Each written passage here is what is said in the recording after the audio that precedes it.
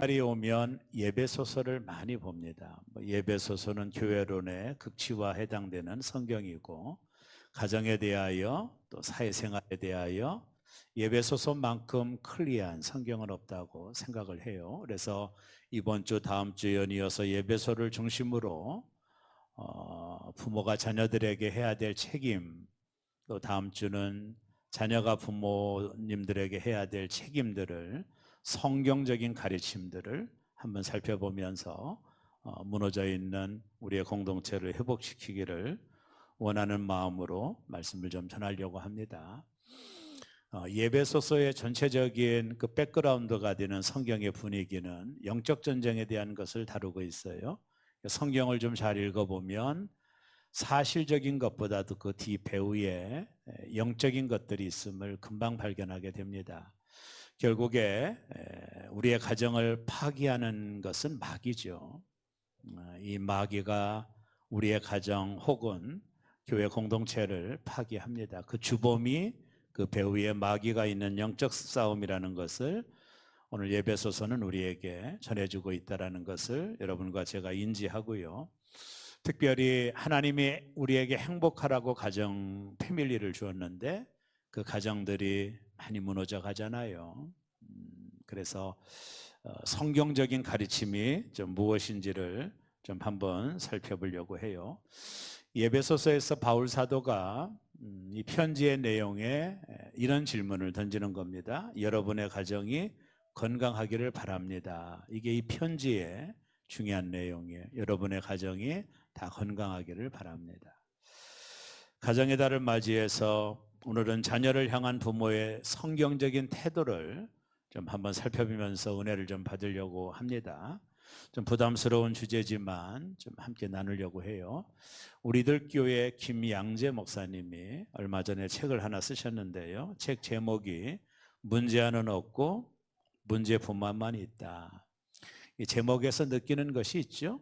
문제아는 없고 문제 부모만 있습니다. 이 책을 읽다 보면 왜 이렇게 제목을 잡았는지를 우리가 알 수 있습니다. 결국에 문제아는 없죠.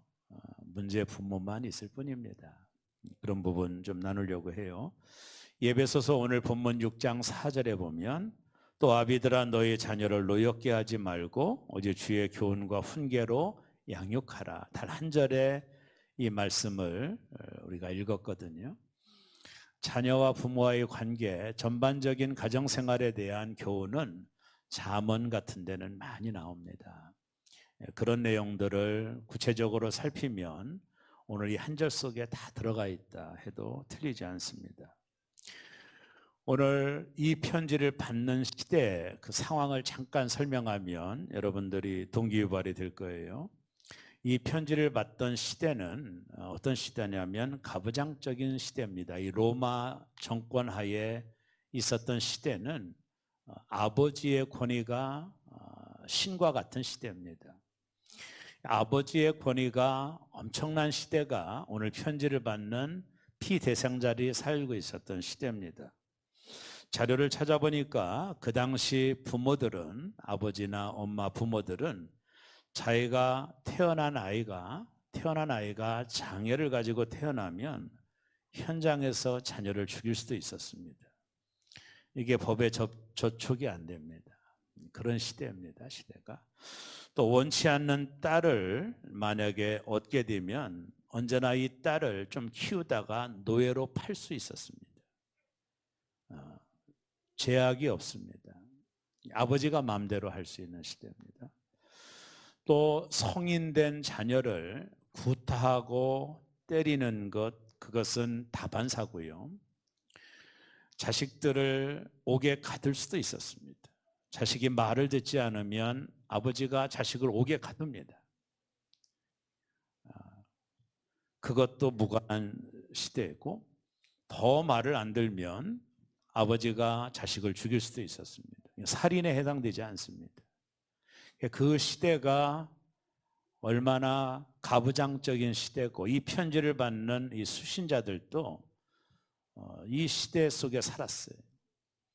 이런 시대 속에, 이런 가부장적인 시대 속에 오늘 사도가 보낸 이 편지는 납득이 되지 않는 그런 편지였고요. 그리고 충격적인 편지입니다, 실은요. 자, 오늘 사도가 우리에게 전하는 메시지 두 가지, 특별히 그 시대 속에, 가부장적인 시대 속에서 도저히 납득이 가지 않는 말을 사도가 하고 있는 거예요. 저는 이게 아주 대단히 중요한 성경적인 가르침이라고 보고, 오늘 한 절의 말씀을 두 단락 정도로 말씀을 좀 분리해서 나눔의 은혜를 받으려고 해요. 첫째가 뭐냐면 자녀를 노엽게 하지 말라입니다. 오늘 본문에 보면 우리가 언뜻 생각할 때 자녀 교육에 있어서 가장 중요한 것은 주의 교훈과 훈계로 양육하라가 중요할 것 같죠? 아니, 그것을 앞에 쓰고 그 뒤에다가 자녀를 노엽게 하지 말라 해도 조금은 이해가 되겠지만, 오늘 사도는 아주 중요한 말씀을 하면서 가장 먼저 언급한 게 뭐냐면 자녀를 노엽게 하지 말라라는 말을 먼저 하고 있습니다. 이 말은 대단히 중요한 그 문장의 구성이고 순서라고 봐요. 왜 사도는 주의 교훈과 훈계로 양육하라는 말을 먼저 하지 않고 왜 자녀를 노엽게 하지 말라고 하는 말을 먼저 하고 있는지를 저와 여러분이 인지를 하셔야 됩니다. 여기 보면 자녀들이 마음이 상해 있으면 주의 교훈과 훈계도 의미가 없어집니다.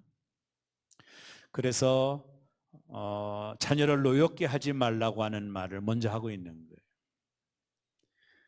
우리가 왜 자녀 교육에 실패할까? 저를 포함하여 우리 모두에게 던지는 질문이라면 우리가 자녀를 노엽게 하기 때문입니다.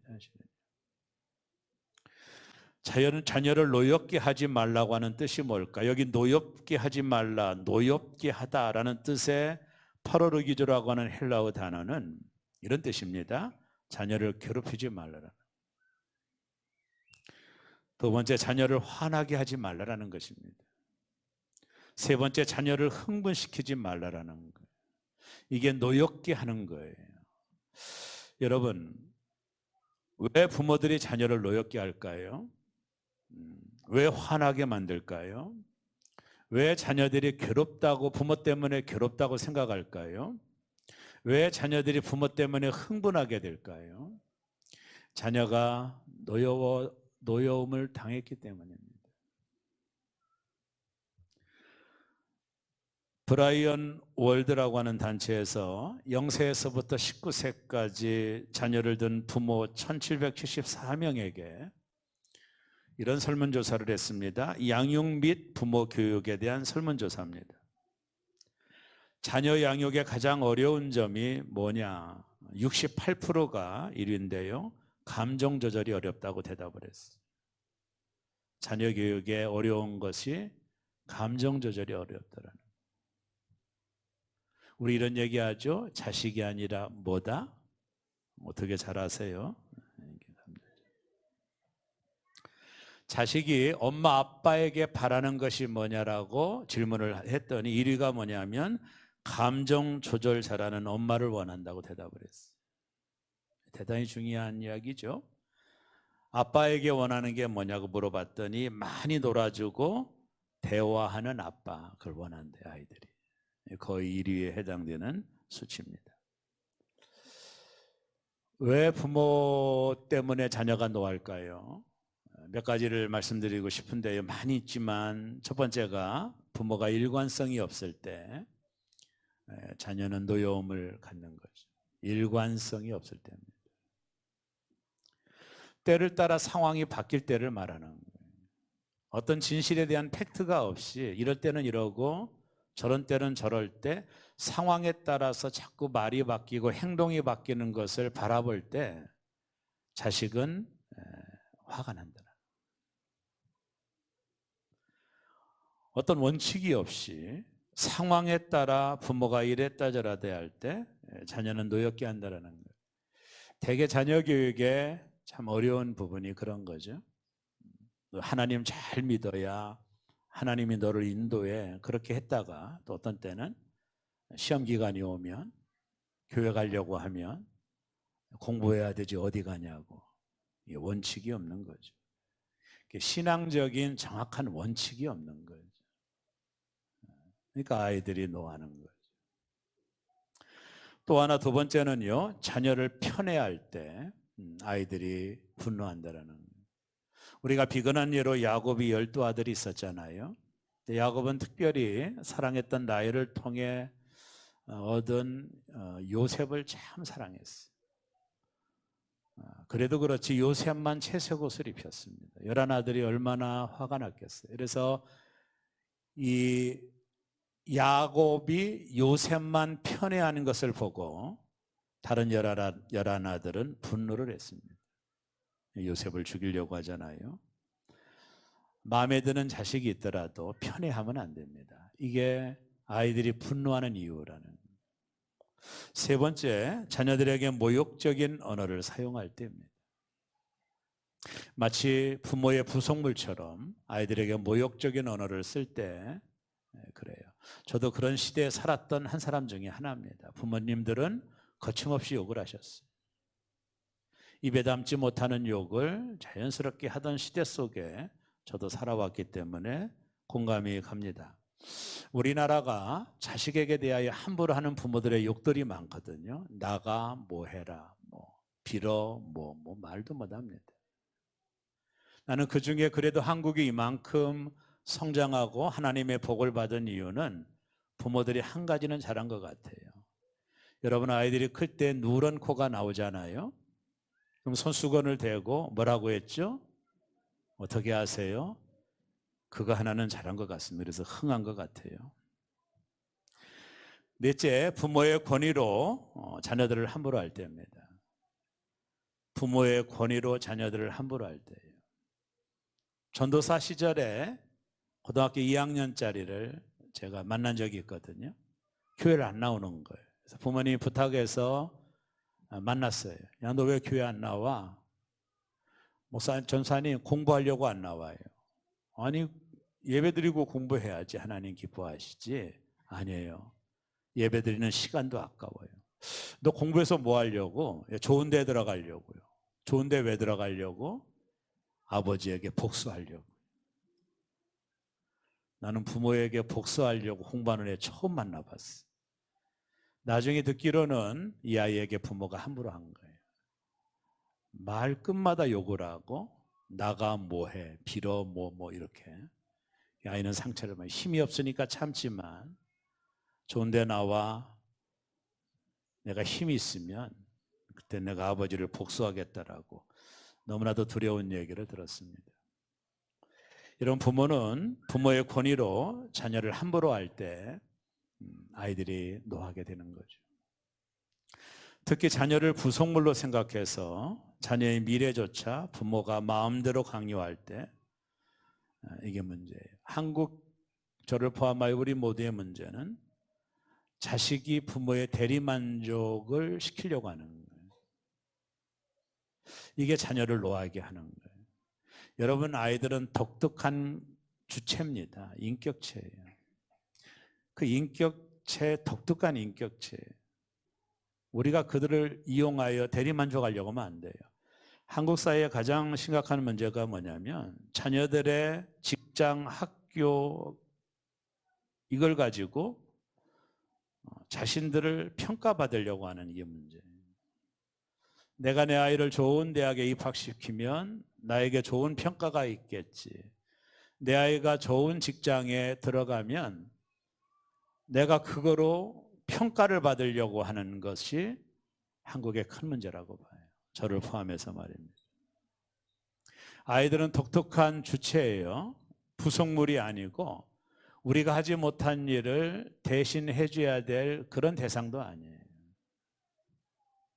그리고 그 아이들이 좋은 대학 가야 나도 좋은 평가를 받는다고 생각하는 도대체 아이들을 통해서 나를 만족시키려고 하는 것을 버리셔야 됩니다.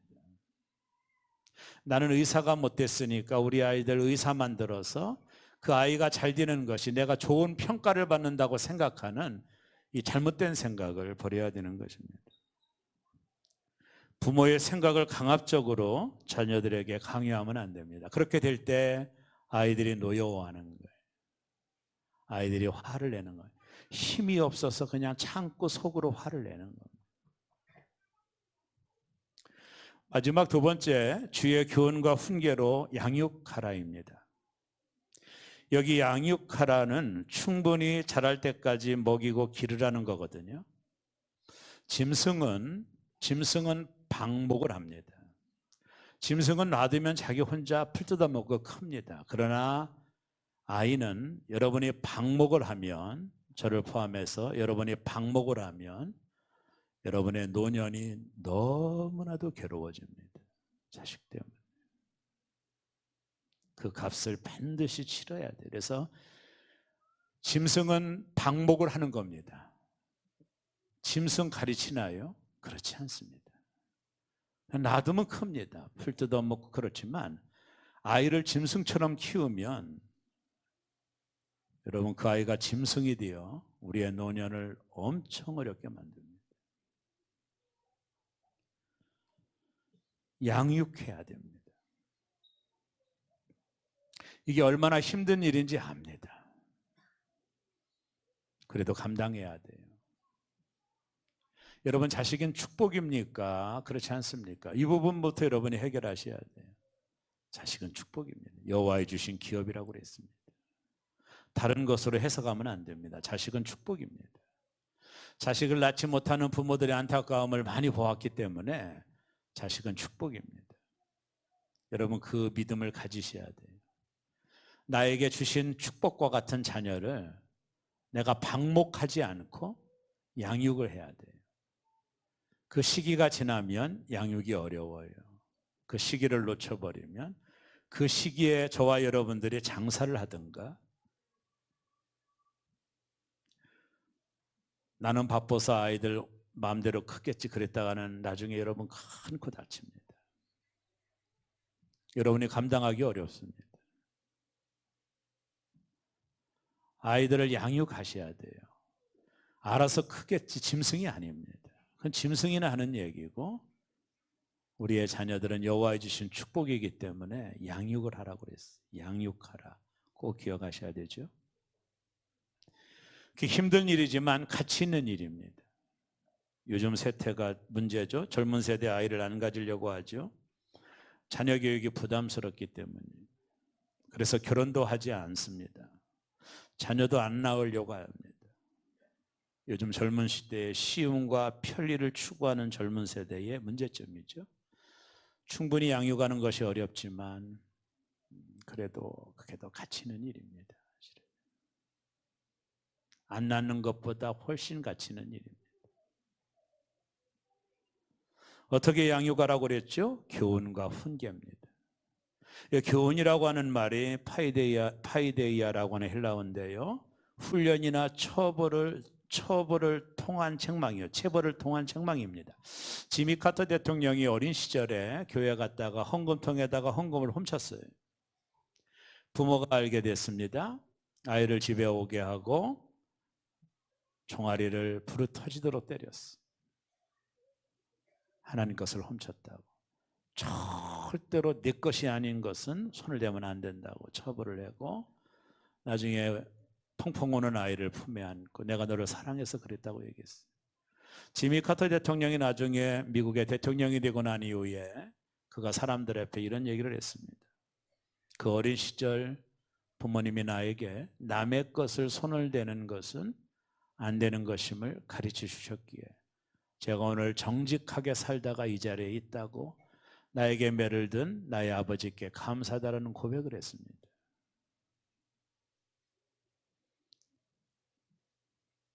훈계는 뭐예요? 누데시아, 대화를 말하는 겁니다. 아니면 안 된다고 얘기해야 되고, 왜 안 되는지를 얘기를 해야 됩니다. 여러분 방관하면 안 됩니다. 교훈이란 총체적인 것을 의미하고, 훈계란 타이름, 말로 하는 타이름을 가리키는 거예요. 여러분 애들이 나쁜 짓을 해도 그냥 놔두면 안 됩니다. 엘리의 두 아들이 왜 그랬습니까? 아무런 말을 하지 않았습니다. 아닌 건 아닌 거라고 얘기를 해야 됩니다. 이게 바로 훈계입니다. 말로 가르치라는 거죠. 이것은 잘못된 거야. 너가 이 행동은 잘못된 행동이야. 가르치라는 거예요. 부모로서 완전하지 않죠? 저와 여러분 모두는 완전한 부모는 아닙니다. 그래도 말을 해야 돼요. 잘못했다고 말을 했다고, 잘못한 거라고 말을 해줘야 됩니다. 마음 아픈 이야기도 따뜻하게 말을 해야 됩니다. 가장 중요한 건 뭡니까?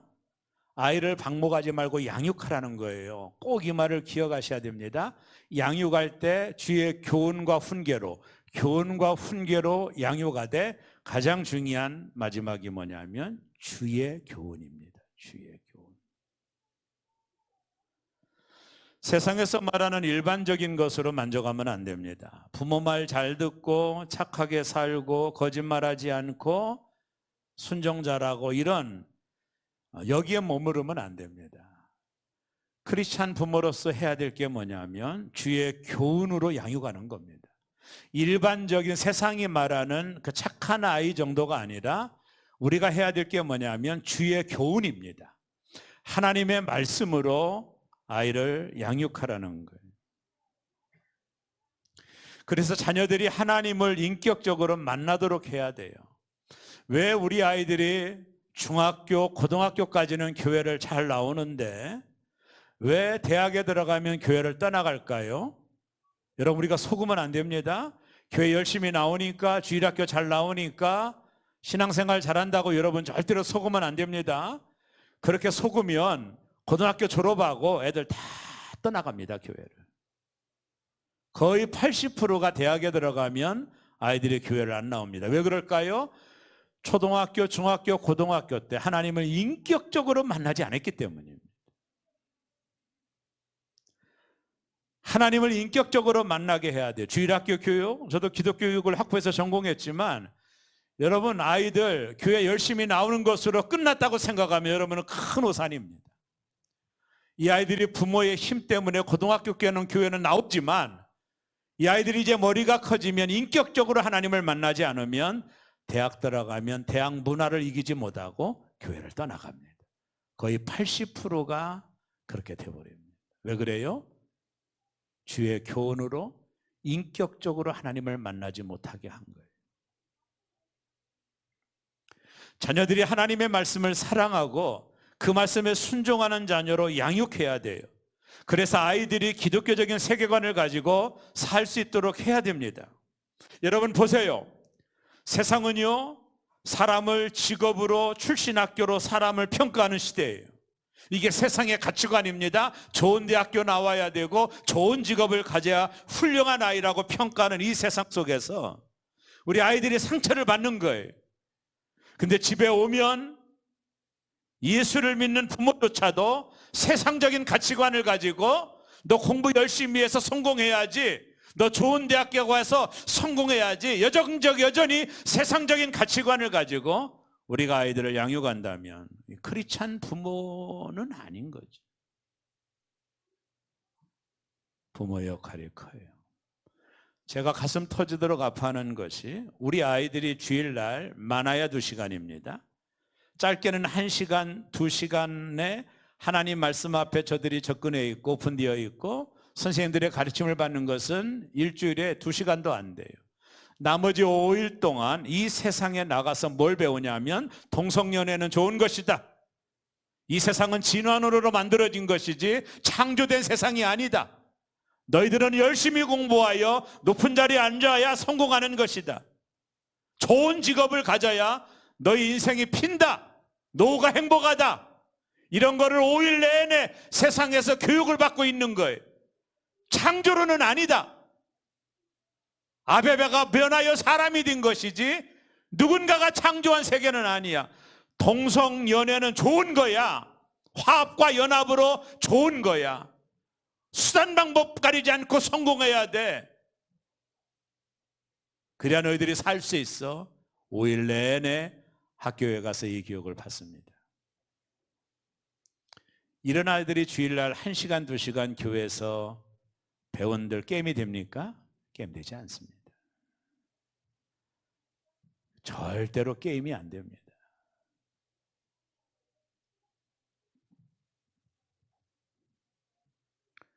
이제 뭐가 해야 되죠?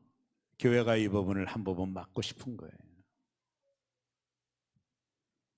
토요일 아이들을 쇠마 교육을 통해 하나님의 말씀을 정말로 진실하게 가르치고, 그리고 아이들로 하여금 세상적인 성공의 기준이 아니라 하나님의 자녀로 이 땅을 살아가는 행복이 뭔지, 너 하나가 독특한 주체로서 너는 세상에서 가장 아름다운 존귀한 자라고 세상이 너에게 가르쳐준 이 세상적인 가치관이 아니야. 너는 성공하든 실패하든 그거로 너가 평가되는 사람이 아니고, 너는 독특한 하나님의 자녀고 하나님이 너에게 주신 은사가 있고, 너는 그렇게 하나님 앞에 쓰임 받으면 되는 거야. 너는 세상적인 가치관을 따라갈 필요가 없어. 좋은 대학 안 나와도 상관이 없어. 좋은 직장에 안 가도 상관없어. 하나님은 너를 바라볼 때마다 너는 가장 소중한 자고, 나는 너로 인하여 기쁨을 이기지 못하고, 네가 하나님의 말씀에 붙들려 살기만 하고 너가 하나님의 뜻을 쫓아 행한다면 가장 성공적인 인생을 살아가는 거야. 세상에 속으면 안 돼. 그것을 아이들에게 가르쳐주고 싶은 것입니다. 위대한 사무엘이 나이가 들어 자식이 있었죠. 장자가 요엘이고 둘째가 아비야였습니다. 사무엘은 그들에게 사사일을 맡겼어요. 근데 이 두 자녀가 타락을 했습니다. 뇌물을 받고 엄청난 죄를 졌어요. 백성들이 그때부터 왕을 세워달라고 요구했습니다. 선지자 아들도 저 모양이니까 우리에게 왕을 세워달라고 요구했던 계기가 사무엘의 아들 때문입니다. 사무엘은 위대한 선지자지만 신앙교육에 실패했던 것입니다.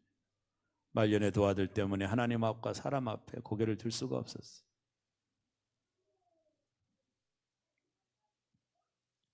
오늘 제가 마지막으로 여러분에게 두 가지를 간곡하게 부탁을 드립니다. 우리 아이들이 얼마나 많은지 몰라요. 우리 아이들 이 세상적인 가치관에 따라 살아가는 아이들이 아니라 하나님적인 가치관을 가지고 내가 얼마나 존귀한 자인지 그것을 아이들에게 가르쳐주고 싶고, 그리고 우리 아이들을 통해 앞으로 행하실 하나님 놀라운 일들을 저는 담임 목사로 기대하고 싶습니다. 마지막으로 두 가지를 부탁을 드리겠습니다. 여러분의 가정에 하나님이 주인이심을 믿게 하셔야 돼요. 이거 하나만 좀 부탁드립니다. 아이들이 우리 가정의 주인은 하나님이시야 라고 고백할 수 있도록 여러분이 좀 수고를 해 주십시오. 우리 가정의 엄마도 주인이 아니고 아빠도 주인이 아니야. 우리 가정의 주인은 하나님이시여. 그것을 여러분들이 아이들에게 확고하게 인지해 주시면 그 아이들 어디 가든지 하나님 떠나지 않습니다. 이러면 안 됩니다. 엄마 오늘 교회 가는 날인데 얘야 오늘 친척들 오고 야외 가기로 했잖아. 거기 가야지. 교회는 하루 한두 빠져도 돼. 야외 갔다 오자. 자, 그렇다면 그 가정의 주인은 누구죠? 네, 엄마입니다. 엄마. 아이들이 자라면서 우리 가정의 주인은 하나님이시라는 것을 여러분이 어렵더라도 하셔야 됩니다. 그래서 아이들이 가정의 주인은 하나님이시구나, 이것만 분명하게 인지하면 우리 아이들 교회 떠나지 않습니다. 두 번째는 자녀를 사랑으로 양육해 주십시오. 아이들이 상처를 받고 집에 오면 그 사랑을 느낄 수 있도록, 집에 오면 나는 가장 귀한 자라는 것을 아이들이 느낄 수 있도록 여러분의 가정을 그렇게 만들어 주십시오. 세상에서 상처받고 찢긴 아이들이 집에 오면 포근함을 느낄 수 있도록 여러분의 가정을 그렇게 만들어 주셨으면 좋겠습니다. 우리 아이들이 집에 올 때마다 어머니 품 같은 걸 느낄 수 있도록 그런 가정을 꼭 부탁드립니다. 두 가지를 부탁합니다. 여러분의 가정이 주인이 하나님 맞으신지 질문해 보세요. 그리고 여러분과 저의 가정의 주인은 하나님이시라는 것을 우리 아이들이 알 수 있도록 그것만 꼭 부탁드립니다. 그리고 여러분의 가정이 우리 아이들이 어떤 상처를 받고 오더라도 다 녹을 수 있도록, 가정에서 스위트홈을 체험할 수 있도록, 우리 아이들 와서 행복할 수 있도록, 엄마 아빠 때문에 행복할 수 있는 그 보금자리를 만들어 주십시오. 제가 자료를 조사하다 보니 가장 아이들을 화나게 하는 것이 부모들의 싸움이라고 그러더라고요. 제발 아이들 앞에서 싸우지 마시고 차 타고 배상공원 올라가 가지고 그 원두막서 싸우시기 바랍니다.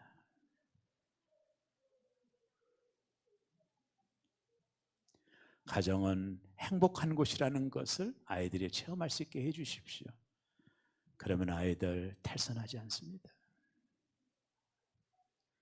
사랑하는 새롬의 교우 여러분, 오늘 예배하는 허리가 아프고 팔다리가 쑤신 우리 아이들도 다 연하여 여러분의 가정에 하나님이 주인 되심을, 그리고 여러분의 가정을 정말로 사랑이 많은 가정으로 만들어 주셔서 우리 아이들이 올 때마다 행복을 느끼고 사랑을 느낄 수 있는 보금자리를 만들어 주셔서 나머지 교육시키고 훈련하는 일은 교회가 제가 최선을 좀 다해 볼 테니 아이들을 사무엘과 같은 인물로, 다윗과 같은 인물로 이제 만드는 일에는 목회자들과 선생님들이 최선을 다해 볼 테니, 이제 토요 방과후가 진행이 된 부모들하고 연계된 프로그램들이 있거든요.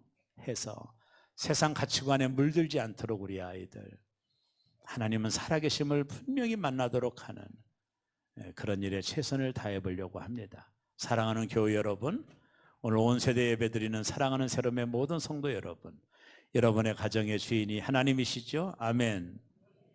여러분의 가정에 사랑이 많으시죠? 아멘. 우리 아이들이 언제나 찾아와서 앉을 수 있는 보금자리와 같은 가정을 노력해 주시고, 여러분의 가정의 주인이 하나님이심을 여러분이 꼭 노력을 해 주셔서, 그리하여 우리의 가정, 우리 아이들이 그 가정 안에서 건강하게 행복하게 자라나는 축복이 있기를 주의 이름으로 축원합니다.